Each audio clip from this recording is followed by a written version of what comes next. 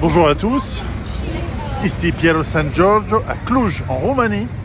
C'est une des villes que je préfère de Roumanie, c'est une de mes villes préférées d'ailleurs en Europe. Et où je possède un petit peu d'immobilier. J'ai investi ici il y a quelques années, il y a pas mal d'années. Et c'est une ville vivante, c'est une ville étudiante, c'est une ville avec une belle campagne autour, c'est une ville qui a une vie culturelle importante et qui n'est pas trop grande comme la capitale de la Roumanie, Bucarest. Et c'est pas non plus la même population. Nous sommes en Transylvanie, donc anciennement de l'Autriche-Hongrie, et on sent la différence. Bon, j'en dirai pas plus, mais en tout cas voilà, c'est une jolie ville. Il y a la cathédrale, il y a la cathédrale orthodoxe derrière moi, on la voit un petit peu, voilà. Et en plus, du fait de la croissance et de la prospérité économique d'Europe de l'Est et de Roumanie en particulier, c'est une ville qui s'est beaucoup développée. Et donc nous avons tous les services, l'infrastructure, un petit aéroport, l'art, très similaire à ce qu'on retrouve en Hongrie. Et voilà, une qualité qui nous fait penser à l'Europe de 1900 ou à l'Europe de 1950. Deux pics civilisationnels, 1960 peut-être, deux pics civilisationnels de l'Europe de l'Ouest. Bref, j'ai beaucoup de choses positives à dire sur la Roumanie, je l'ai déjà dit. J'ai sur ma chaîne YouTube, vous trouvez des vieilles vidéos d'il y a 5 ans, 10 ans, où je parle de la Roumanie comme étant un endroit utile pour ceux qui voudraient s'y expatrier, qui est un endroit bien. Bien sûr, ça s'assujettit, je vais traverser, ça s'assujettit par exemple aux critères indispensables. J'ai fait une formation avec les 10 critères indispensables auxquels il faut réfléchir avant de s'expatrier.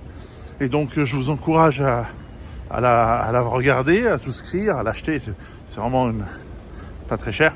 En tout cas, je vais rencontrer aujourd'hui quelqu'un qui a une base autonome durable ici en Roumanie et qui quitte la Roumanie pour des raisons personnelles. Il m'a expliqué, je ne vais pas vous les expliquer ici. Ça arrive, hein, il y a des gens qui s'en vont, des gens qui viennent. Et qui est ici à Cluj. Et donc, il vend. Donc, je ne suis pas une agence immobilière, je ne prends aucune commission. Néanmoins, je vais l'interviewer, il va vous en dire plus. Et je vous mettrai le moyen de le contacter ci-dessous. Et à vous de voir si ça vous intéresse. On va prendre la rue piétonne. Nous avons en plus un très beau mois de janvier, il ne fait pas très froid du tout. Donc on a ici un cadeau de Rome à Cluj, puisque Cluj a été fondée par les Romains. C'était une ancienne province conquise par les Romains qui s'appelait la Dacia, ici.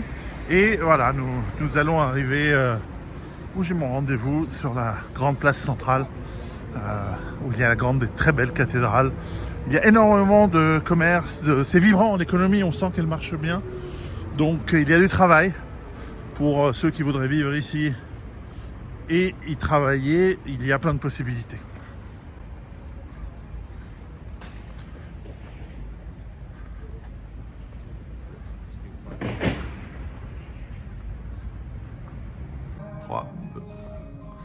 Nicolas, bonjour. Bonjour Pierrot.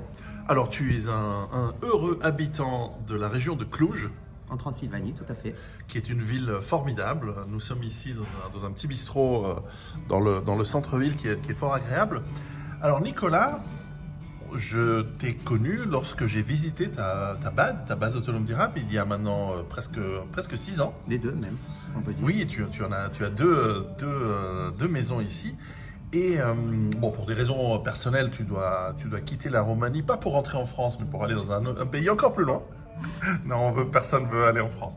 Alors justement, c'était l'occasion. Alors, moi, je ne suis pas une agence immobilière, mais simplement, je trouve que c'était, comme j'avais trouvé très sympathique ta maison, ton terrain, ton potager et tout le travail que tu avais déjà fait à l'époque, et depuis tu en as fait beaucoup. Parle-nous un petit peu de cette base autonome durable que tu souhaites vendre et que peut-être intéressera l'une des personnes ou une des familles plutôt qui nous regardent. Mais enfin, parle-nous un petit peu d'abord peut-être de pourquoi la Roumanie c'est un chouette pays pour y vivre, pour un Français ou un francophone ou peu importe. Et ensuite parle-nous un petit peu de cette maison que tu mets en vente.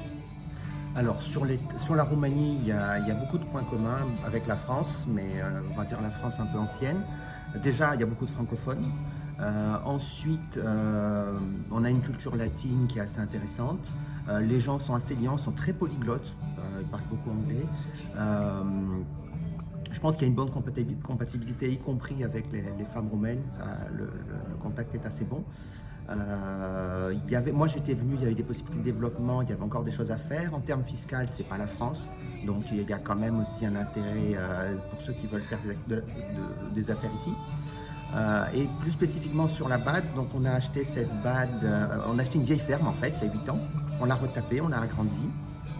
Donc il y a 100 mètres carrés du rez-de-chaussée qui sont habitables, 100 mètres carrés de l'étage qui sont bien avancés, diverses dépendances, il y a une ancienne petite laiterie, il y a une autre petite maison à côté qui était pour le gardien, et on a fait complètement la grange, on a un dépôt pour le bois, on a fait des silos de stockage pour le maïs pour qu'il sèche parce que sinon il s'abîme. On a différentes zones, on a portionné, donc on a une grande partie plate qui fait à peu près 40% du terrain. Le terrain total fait 3500 mètres carrés. Une grande partie plate, la plus grosse partie on peut faire un potager, la terre est fertile. On a une plus petite partie où on avait des chèvres, il y a un enclos pour les chèvres. Et puis derrière il y a toute une partie en pente sur laquelle j'ai planté un verger. J'ai fait venir pas mal d'arbres fruitiers de France, pépinière Grange si certains connaissent, mais pas seulement. Y compris des espèces un peu inhabituelles ici. J'ai mis des figuiers, des choses que les gens pensaient impossibles jusqu'à il n'y a pas si longtemps. On a aussi quelques terrains autour, notamment le plus intéressant, on a fait creuser un petit lac pour les carpes. J'ai mis autour des aziminiers, un figuier, de la vigne, des kakis. Donc des choses qui sont aussi rares ici et donc potentiellement intéressantes, même s'il faut le temps que ça pousse parce que ça pousse pas très vite, c'est des arbres. Donc voilà, l'idée c'est qu'on a quelque chose, nous on a investi au total 200 000 € là-dedans. Et si ça intéresse quelqu'un d'avoir une BAD quasiment prête à l'emploi, il y a déjà des poules, des lapins, on a eu des chèvres jusqu'à il n'y a pas longtemps, je suis ouvert à la discussion. C'est à quelle distance du centre-ville de Cluj? Alors du centre-ville, c'est à, on va dire, 45 minutes. Et c'est à 25 minutes de l'entrée de Cluj et de la douane et de l'aéroport. C'est à 25 minutes de l'aéroport. Oui. Oui, c'est-à-dire que c'est à la fois suffisamment loin, bien que Cluj, c'est une ville très pacifique, très étudiante, où il n'y a pas de criminalité. Ce sont les Suisses, on les appelle souvent les Suisses de l'Europe de l'Est, les Franciliens. En plus, c'est une ville où il y a très peu, alors j'essaie de trouver le mot qui fera qu'on ne me jette pas en prison, mais il y a très peu de sous dans Cluj par rapport à d'autres villes de Roumanie, éventuellement. Il n'y a pas de regroupement familial. Il y a quelques livreurs, parce que ça, c'est l'héritage du Covid, mais il n'y a pas de famille, en fait, on va dire. Donc, l'immigration reste encore très localisée. Oui, je parlais même pas d'ailleurs d'immigration, mais c'est vrai que l'immigration est pas du tout présente, ou vraiment marginalement, ou vraiment de pays relativement civilisés, donc ça se passe bien. Et puis, les Roumains en général n'aiment pas la criminalité. Ils ont une longue expérience avec la gestion de minorités, une expérience plurimillénaire. Ils ont gardé de la sécurité, l'habitude qui n'est pas forcément mauvaise de tout surveiller. Les gens se surveillent entre eux. Moi, ça m'a beaucoup surpris d'ailleurs à un moment donné parce qu'il y a quelqu'un qui vient, qui va chez ma voisine et elle n'est pas là. Il me demande où elle est là, elle n'est pas là. Où elle est. Je dis mais moi j'en sais rien. Mais ils ont cette habitude de se surveiller. Ouais. Non, c'est très agréable pour ça. Et en plus, fondamentalement, les Roumains, et particulièrement les gens de Transylvanie, sont des gens carrés, organisés. On voit une différence de propreté claire entre, dès qu'on passe les Carpates. Les Carpates, oui. C'est pas la même chose. Et c'est un peuple gentil, au sens chrétien du terme, qui est aimable, prêt à aider. Oui, il surveille, mais il ne va pas profiter de vous quand ça va mal. Donc c'est un pays en général, et particulièrement cette région, qui est bien. Alors évidemment, c'est une région chère par rapport à la Roumanie. Un peu plus, ça dépend en fait. Il y a les villes et les campagnes. Les campagnes, il y a deux avantages, c'est que c'est pas très cher et en plus on peut faire ce qu'on veut. Parce que si vous voulez, l'État ici, c'est pas l'État français, le Léviathan.